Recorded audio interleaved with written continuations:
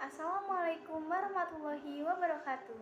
Shalom, Om Swastiastu, Namo Buddhaya, Salam Kebajikan.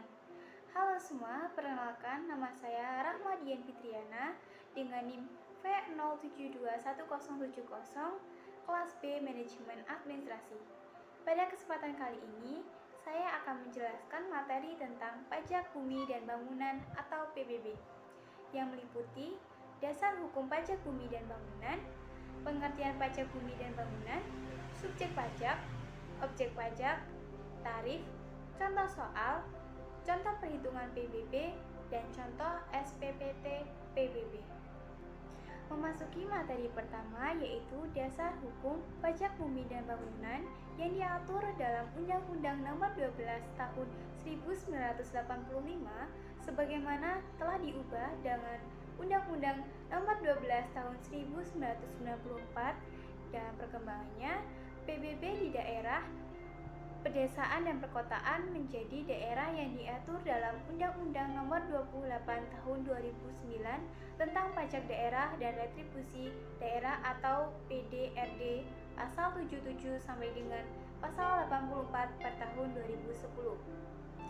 Jadi, apa sih pajak bumi dan bangunan?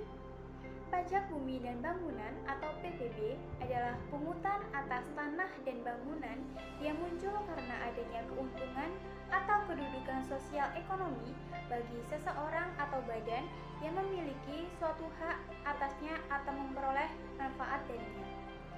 Subjek pajak pada pajak bumi dan bangunan adalah orang atau badan yang secara nyata mempunyai suatu hak atas bumi dan atau memperoleh manfaat atas bumi dan atau memiliki, menguasai, dan atau memperoleh manfaat atas bangunan.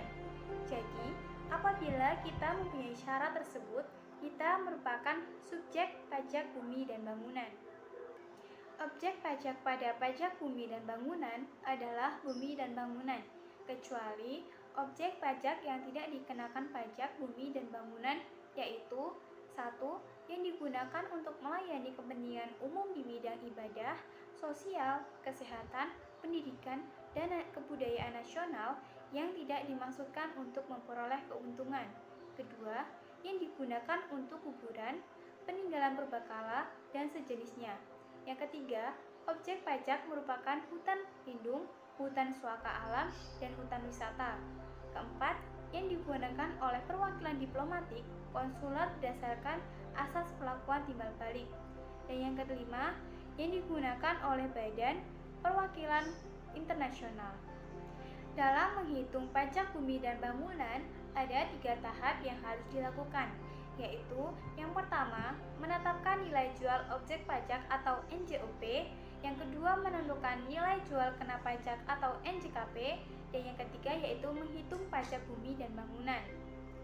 Dalam menghitung pajak bumi dan bangunan, tarif pajak yang dikenakan atas objek pajak adalah sebesar 0,5% dari nilai jual kena pajak atau NJKP.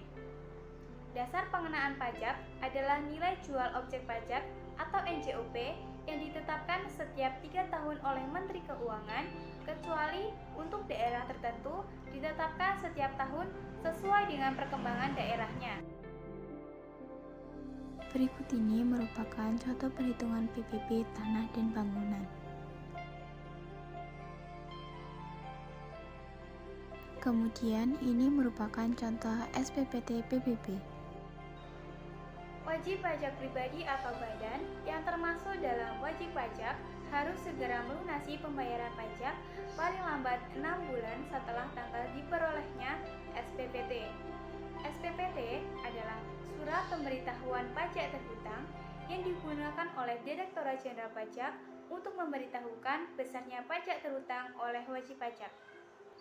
Untuk melakukan pembayaran PBB saat ini sudah dilakukan dengan fleksibel, yaitu dapat dilakukan dengan berbagai pilihan, mulai dari pembayaran offline dapat dilakukan dengan mendatangi kantor pos, bank mitra, atau melalui pembayaran elektronik yang disediakan oleh bank seperti ATM, teller, dan fasilitas lain, maupun secara kolektif dikumpulkan oleh perangkat desa, atau dapat dilakukan dengan cara offline.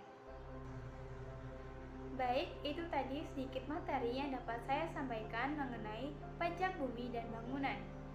Terima kasih. Wassalamualaikum